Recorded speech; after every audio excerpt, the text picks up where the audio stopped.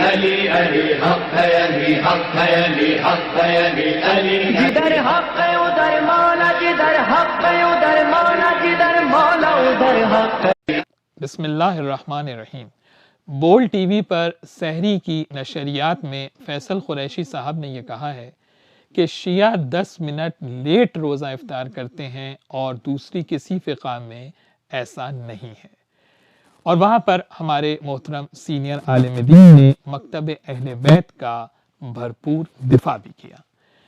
میں یہاں پر فیصل قریشی صاحب اور وہاں موجود علماء اہل سنت سے یہ عرض کرنا چاہتا ہوں کہ ہم شیعہ دیر سے روزہ افطار نہیں کرتے، ہم لیٹ روزہ افطار نہیں کرتے، بلکہ ہم اس وقت پر روزہ افطار کرتے ہیں جو افطار کا صحیح وقت قرآن حکیم نے بتایا ہے۔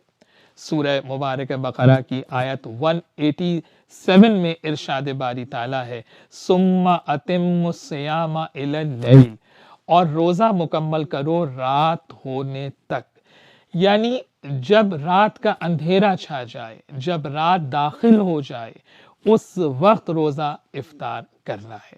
یعنی روزہ مکمل ہونے کا تعلق سورج ڈوبنے، سن سیٹ سے نہیں ہے، بلکہ رات کا اندھیرا ہونے سے ہے، رات کا اندھیرا چھا جانے سے ہے۔ اور دنیا کی کوئی سائنس اور عقل یہ ثابت نہیں کرتی کہ فقط سورج ڈوبنے پر رات کا اندھیرا ہو جاتا ہے۔ اب یہاں یہ لیل کون سا وقت ہے جس کو قرآن حکیم بیان کر رہا ہے؟ دیکھیے یہ بہت اہم مسئلہ ہے، کیونکہ اگر قرآن حکیم کے بتائے ہوئے وقت سے پہلے آپ نے روزہ کھولا تو روزہ باطل ہو جائے گا، اور یہ تو تمام مکاتب فکر میں موجود ہے کہ جب تک افطار کے وقت کا یقین حاصل نہ ہو جائے اس سے پہلے روزہ افطار نہیں کیا جا سکتا ہے۔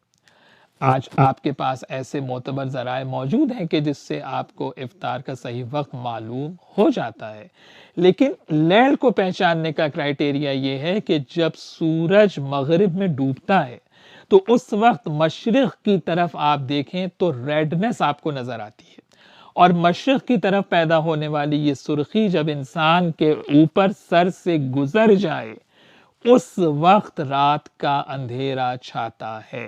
اس سے پہلے آپ دیکھیں تو پوری روشنی ہوتی ہے، اور یہ جو فرق ہے ہمارے اور دیگر مسلمانوں کے افطار کے وقت میں، یہ اسی وجہ سے ہے کہ ہم اس رات کے چھا جانے کا انتظار کرتے ہیں، ہم اس لیل کے وقت کا انتظار کرتے ہیں جو قرآن حکیم نے روزہ مکمل کرنے کا وقت بتایا ہے۔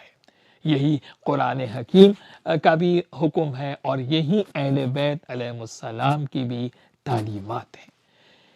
یعنی جب تک رات کا اندھیرا نہ چھا جائے، جب تک رات کا اطلاق نہ ہو جائے اس سے پہلے افطار کا وقت نہیں ہوتا۔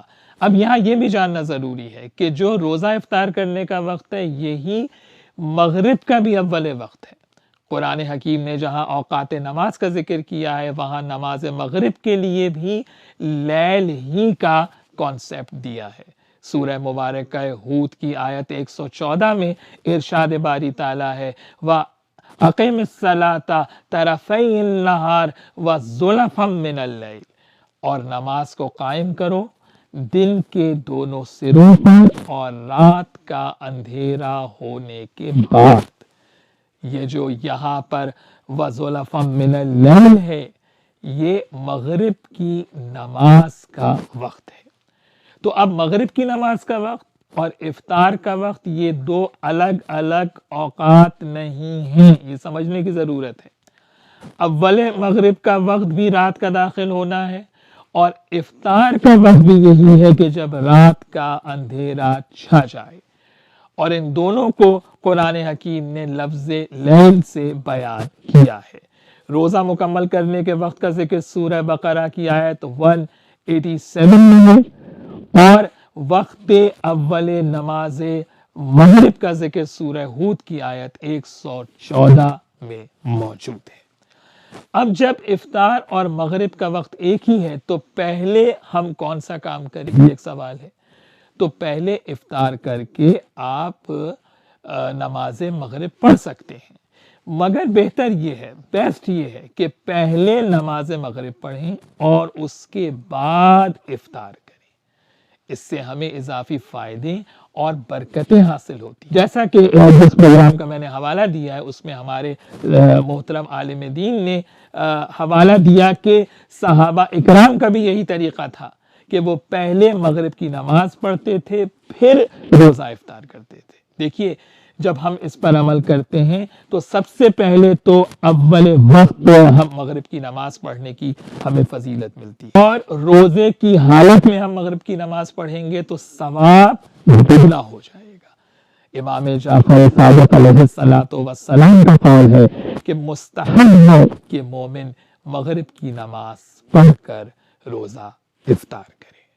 علی علی حق ہے، علی حق ہے، علی حق ہے، علی علی جدھر حق ہے ادھر مولا، جدھر حق ہے ادھر مولا، جدھر مولا ادھر حق.